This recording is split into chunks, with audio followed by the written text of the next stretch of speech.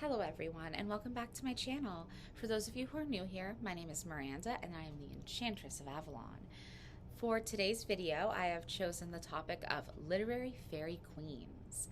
And as the title suggests, these are fairy queens that are found primarily in literature as opposed to the older folklore and Celtic legends that we usually get fairy queens from. That does not mean that they didn't exist prior to their literary inception. It just means that that particular name we hear in literature. And I'm going to discuss a bit about how these fairy queens can evolve and be given different names over time. The first one I'm going to talk about out of four is Mab.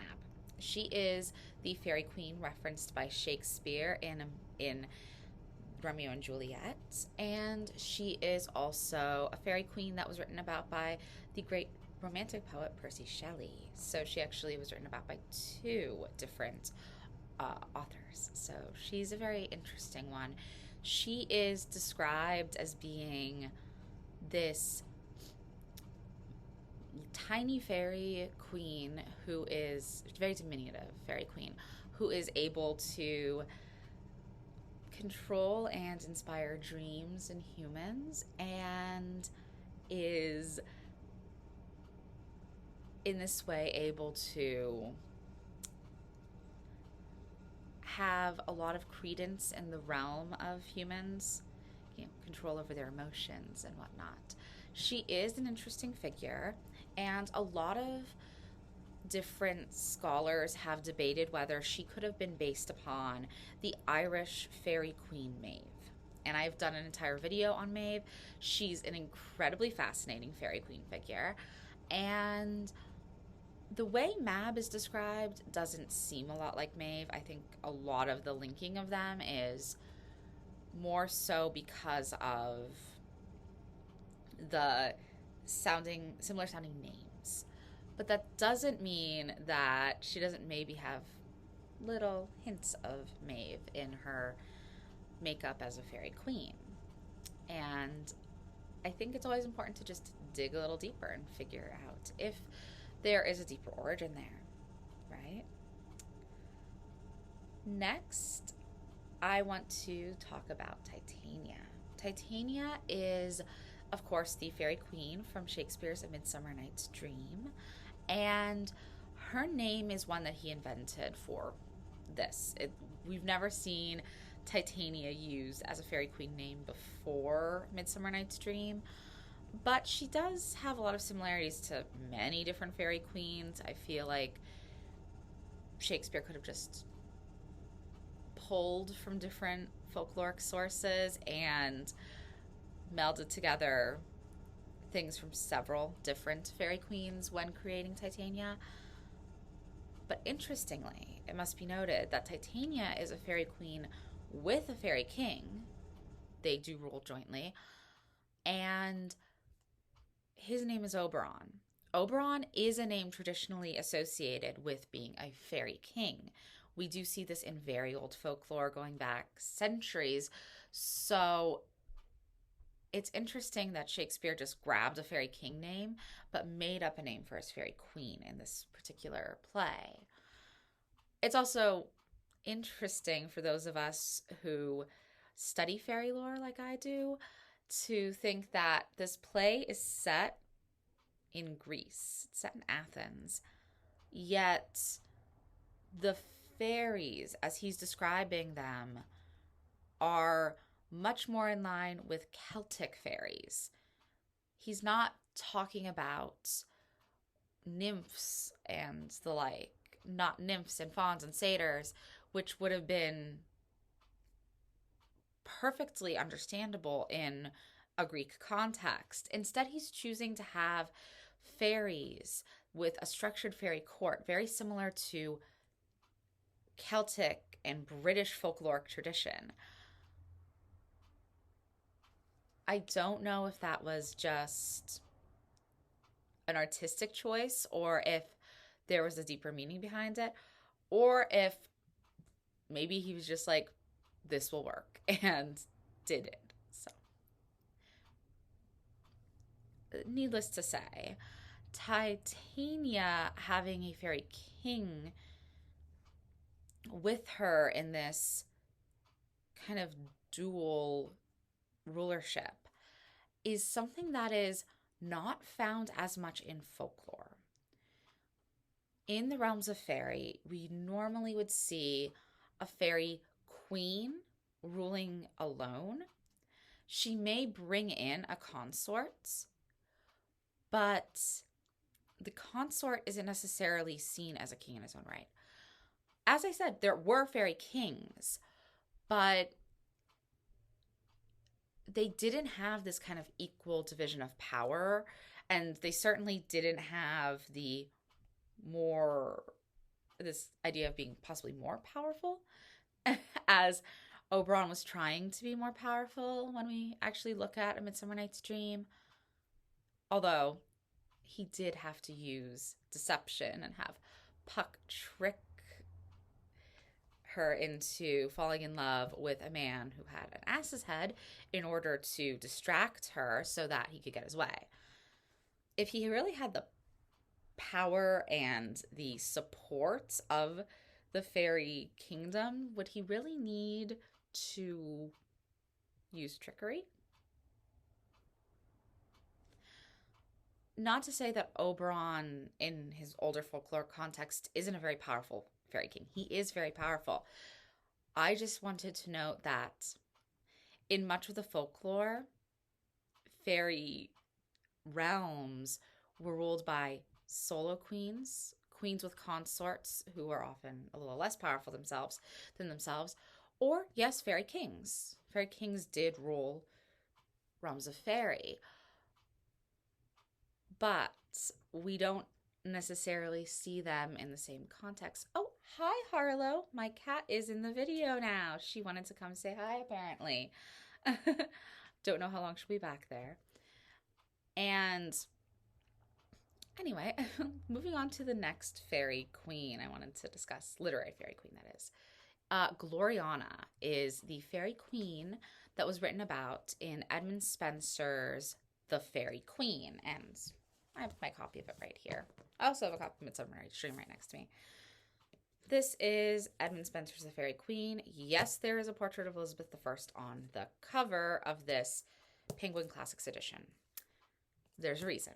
The Faery Queen, although it is very much so medieval set and fairy realm set epic poem, it really is an allegory for the courts of Elizabeth I. He was writing about Elizabethan and Tudor England in disguise when he was writing this particular poem. And Gloriana herself was obviously a stand-in for Elizabeth I.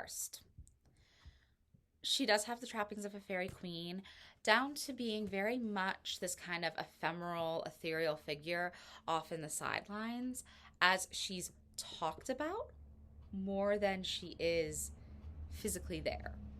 Like, one of the only sequences we get to really get a description of seeing her, it's a dream.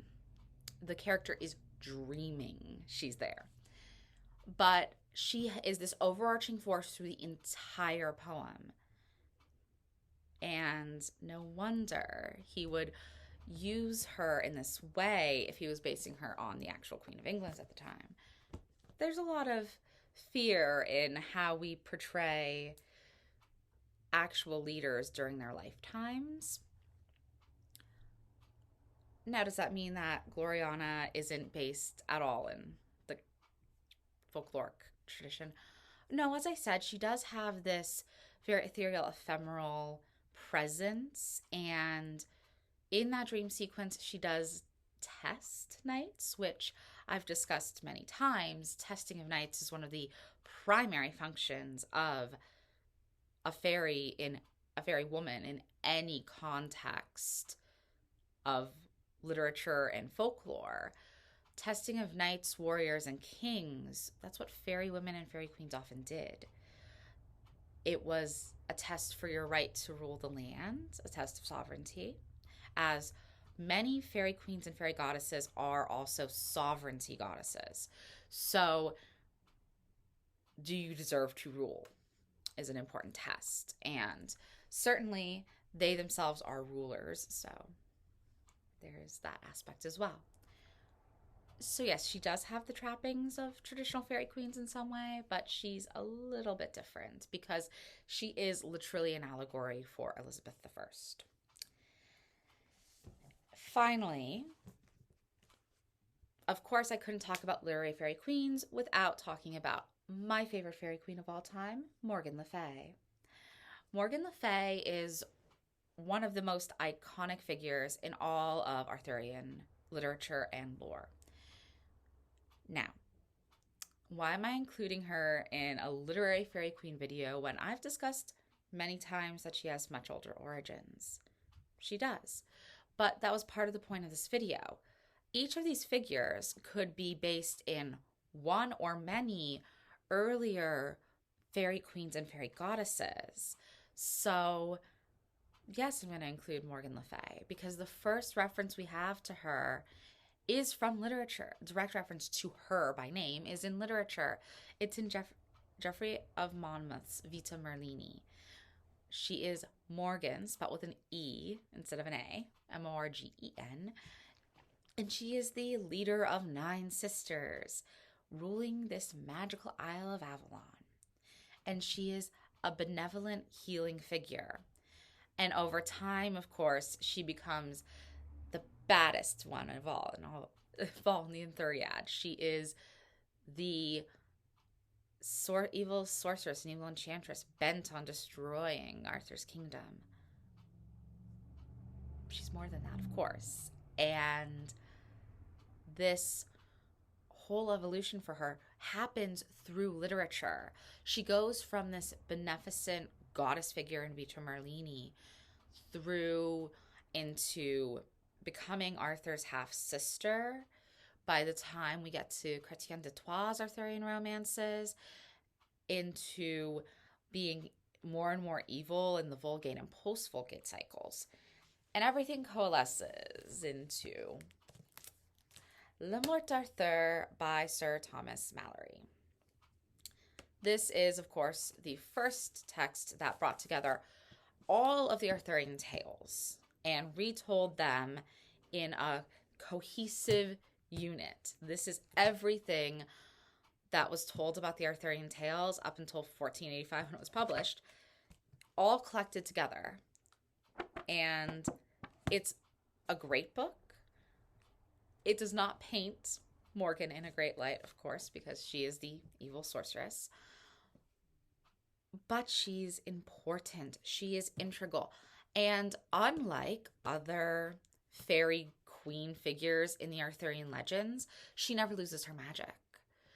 Like, I've talked about this, Guinevere is also a fairy queen, but she was stripped of her magic and her connection to Avalon as the literature continued onward.